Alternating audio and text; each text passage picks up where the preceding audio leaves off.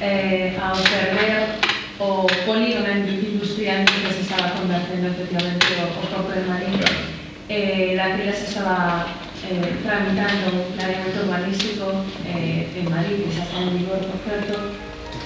e que condenou por capricho político do PSOE de Madrid, neste caso, co concurso do BNG, porque non por unha intervención, pues condenou un espazo natural incluído no ámbito dos Montes do Morrazo, que está, digamos, suxeito a unha figura de protección das normas complementarias e subsidiarias da provincia de Pontevedra, como é o Monte Pituco, o Monte Pornedo, que é o nome topónimo tradicional, pois o condenaron a ser clasificado como solo industrial. Eu formo parte dun pequeno colectivo veciñal que ademais estamos físicamente radicados na ladeira dese monte e bueno, despois de 6 anos turrando contra esta xente pola decisión que adoptaron e que asumiron tamén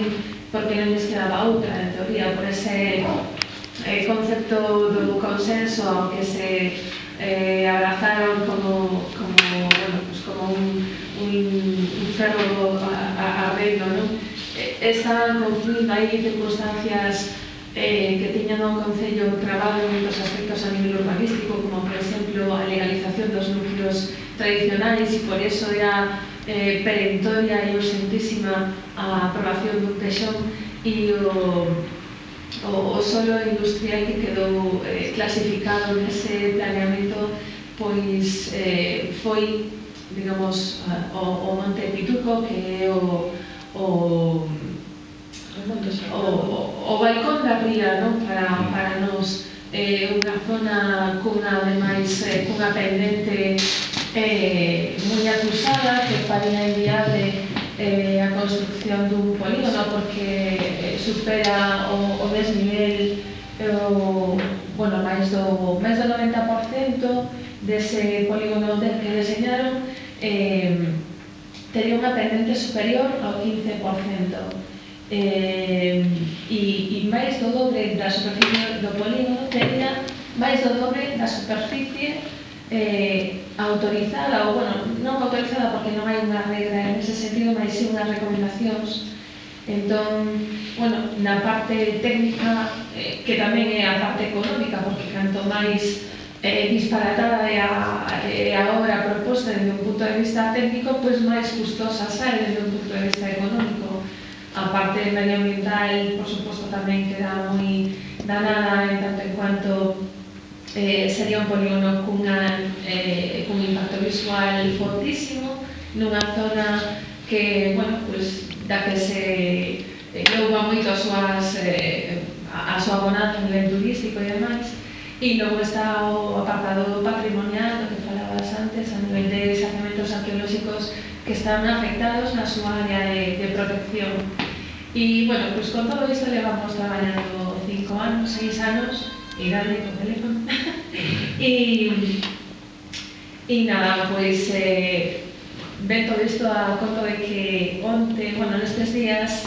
nos tivemos que almorzar coa noticia no xornal dunhas declaracións da actual voceira municipal do PSOE que dice agora, a estas alturas, 6 anos despois, que si pode ser noutro sitio polígono industrial que tamén o afectaban. E eu me quedei así como dicindo, que me estás contando a estas alturas, non? En época de logística. Hai 6 anos nos cansamos de pedirles entrevistas para que nos dixesen a cara cales eran os argumentos que eles barallaban, porque, por suposto, nós tamén entramos en batalla legal e estamos pendentes e seguramente estará ao caer a sentenza do Tribunal Superior que moi probablemente pincharemos,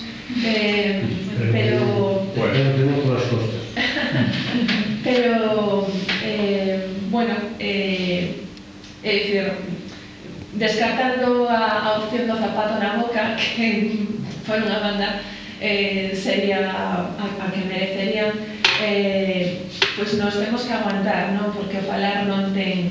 cancelas, é dicir, hai 6 anos non lles valía outra opción que a do Monte Pituco para acoller un polígono industrial para Marín como alternativa á situación na que quedaba o porto de inseguridade, e agora 6 anos despois nos dicen, bueno, que podía ter sido aí ou que é aí, como podía ter sido noutros